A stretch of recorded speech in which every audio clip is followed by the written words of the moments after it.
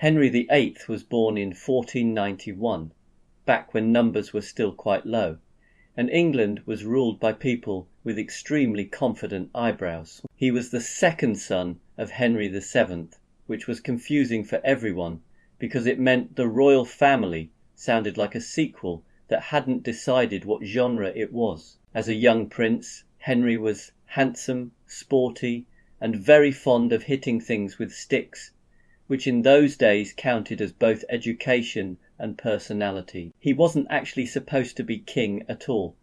That job was meant for his older brother Arthur. But Arthur inconveniently died, possibly of illness, possibly of Tudor plot convenience syndrome, leaving Henry to inherit the throne, and slightly awkwardly, Arthur's wife Catherine of Aragon. This was considered normal at the time, in the same way that wearing tights and a codpiece was considered smart casual. Henry became king in 1509 and immediately set about doing kingly things like hunting deer, starting wars with France, and eating meals that required their own postcode. He was also very religious, right up until the Pope told him he couldn't divorce Catherine. At this point, Henry suddenly realized that perhaps the Pope wasn't in charge after all, and that maybe, just maybe, God had always intended Henry to be his own manager. This bold theological insight led to the English Reformation, in which Henry created the Church of England, mainly so he could marry Anne Boleyn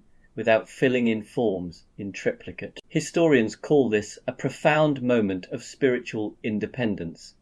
Anne Boleyn called it Tuesday. Unfortunately, Anne failed to provide Henry with a son, which in Tudor times was considered a worse crime than actual crimes. Henry solved this problem in the traditional manner by having her head removed, an early example of workplace downsizing. He then married Jane Seymour, who did produce a son, Edward, before tragically dying, proving that being married to Henry was slightly less safe than living inside a volcano. Over the years, Henry collected wives in much the same way other men collect novelty mugs. Catherine of Aragon divorced, Anne Boleyn beheaded.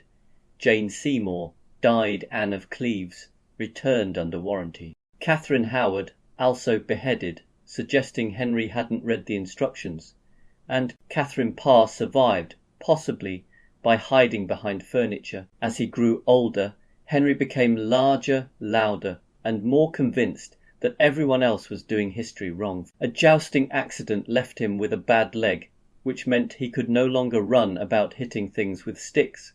So he took up the more relaxing hobbies of signing death warrants and redesigning religion. By the time he died in 1547, Henry had transformed England, closed the monasteries, and eaten roughly the entire wildlife population of the British Isles. He left the throne to his young son, Edward VI, along with a country that was richer, more Protestant, and extremely nervous. Today, Henry VIII is remembered as the king with 6 wives, a magnificent beard, and a personality best described as absolute Wi-Fi router that needs turning off and on again. His reign proved that one determined man can change the course of history, especially if he has a sharp sword, a flexible approach to marriage, and absolutely no ability to take no for an answer.